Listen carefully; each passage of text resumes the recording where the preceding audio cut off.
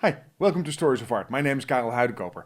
Today I'm going to tell you all about the Lady of Shalott, which is a painting, the one that you can see in the background here, but it's not just this painting. Actually, I'm going to talk about three of these paintings, all painted by John William Waterhouse. They were made at different times in his career, and the nice thing is that he painted the subject three times, but it illustrates three different parts of the story. He started out with this one, which he painted in 1888, and which is arguably the most famous one. It's in the Tate Gallery in London. Then 6 years later, he made this one. That's in 1894. It's now in the Leeds Gallery of Art in, Leeds. And eventually in 1915, he painted this version. That is now in the Art Gallery of Ontario. So by using these three paintings, we can go through the story of the Lady of Shalott. But first, a little bit of background on John William Waterhouse. Often when you hear or read about John William Waterhouse, it is said that he was a pre-Raphaelite painter, and that, I'm afraid, is not true. He was not part of the pre-Raphaelite Brotherhood. He was of a younger generation. I mean, he was 4 years old when the pre-Raphaelite Brotherhood disbanded. And I know that this was a brotherhood of very young men, but they didn't include toddlers. No, John William Waterhouse was not part of that brotherhood, but he was very much inspired by them, as I suppose almost every painter of his generation in Britain was. They either embraced the ideals of the PRB or clearly rejected them. It would be more correct to call Waterhouse a Victorian painter. The difference being that in techniques and often composition he worked in the academic style, but in subject matter followed the pre-Raphaelite Brotherhood, because they, and he, loved stories from mythology and medieval lore, especially when they were about beautiful women. One of those subjects that he loved, and was generally loved at the time, were the Arthurian legends. Now these legends about King Arthur are historically complex. That is, we don't really know if there ever was a real King Arthur. There may or may not have been an historical base of a king in the 5th or 6th century. The first stories that we know of him were made up, and they were made up many centuries after he supposedly lived. That is mainly in the late 11th and 12th century. They were popular at the court of William the Conqueror, and they would become a theme that stories were written upon for centuries to come. Although I have to say that they became more and more rare over time, until there was this 19th century revival. Because in Britain, in the 19th century, people started to idealize the Middle Ages, especially those in Britain.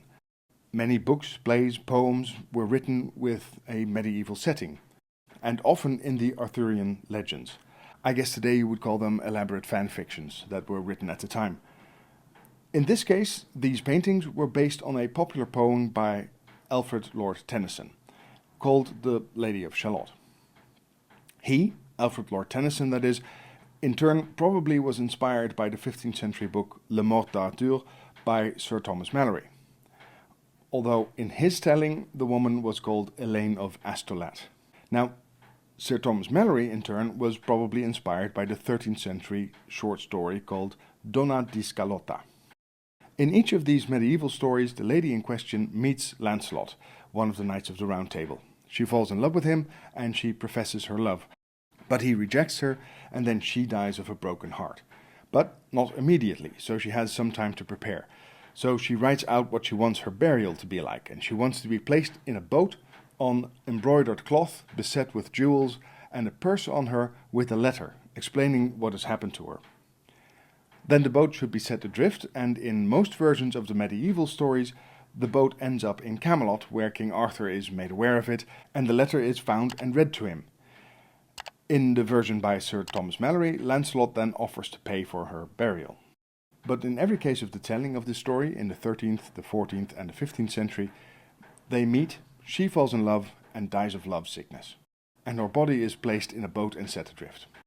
Now we'll skip a few centuries and come up to the 19th century, where Alfred Lord Tennyson has taken the story and given it his own twist. I suppose that he knew the older stories because they were republished in the 19th century, and he wrote that poem and they were clearly based on them. His first version he published along with a collection of poetry in 1832, although the title page of the book said 1833. But that one was not received very well. In fact, it was ridiculed in its reviews. and this impacted Tennyson so much that he didn't publish any new poetry for a decade. So then, in 1842, he tried again, and in his new collection of poetry, he published a revised version of the Lady of Shalott. This time it was received quite well. In fact, several of the poems in it would become classics of English poetry. Some of them would become the subject of series of paintings and other artworks. For instance, the poem Godiva about Lady Godiva would be the source for paintings like this one, on which I did a video a while ago. And the Lady of Shalott was one of those poems that became very popular, and I guess I can see why. There's this popular trope in especially Victorian England about doomed people. People who fall in love and die of a broken heart or are doomed by unrequited love. There are instances where men are the subject of this, but usually it's women. And the Lady of Shalott fits right in there. Think for instance of this painting by John Everett Millais of Ophelia.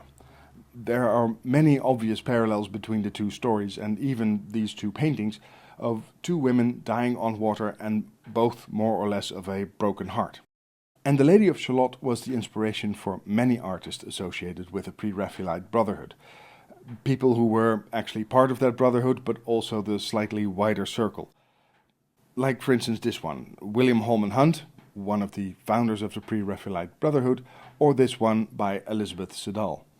She, in case you're not familiar, was one of the favorite models of the Pre-Raphaelite Brotherhood. She was the model for the Ophelia that I showed you before, and she was also married to Dante Gabriel Rossetti, but also aspired to be an artist in her own right. Now we're going to have a look at these paintings, but not in the order that John William Waterhouse made them, because the three different parts of the story that he illustrated in the paintings, he did in the wrong order. That is, the reversed order of the story. So the one he made in 1915 is this one, and it shows us the first part of the story in the poem. The last one we'll see is the first one he made and the last part of the story. But let's start here. This painting he made, as I said, in 1915. Now, the poem tells us the story of the Lady of Shalott, but it's different from the medieval stories, because in those she is a daughter of a nobleman and she simply meets Lancelot in the course of her life. But in this case there's more of a fantasy element to it. We are told that there's an island in the river which is upstream of the city of Camelot.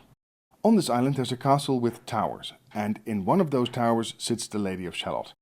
It can't be far from Camelot because it's described that from the towers you can actually see the city.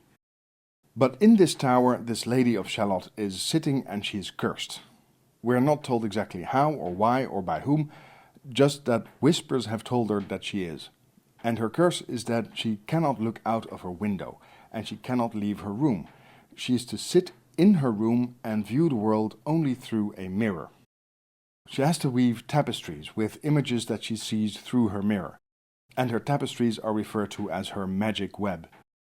So in the poem she sits there day in, day out, weaving whatever she sees through her mirror, without any care for the more mundane practicalities of these things, of where she's going to get food, sleep, or some fresh clothing. But understandably, she's getting fed up with all of this.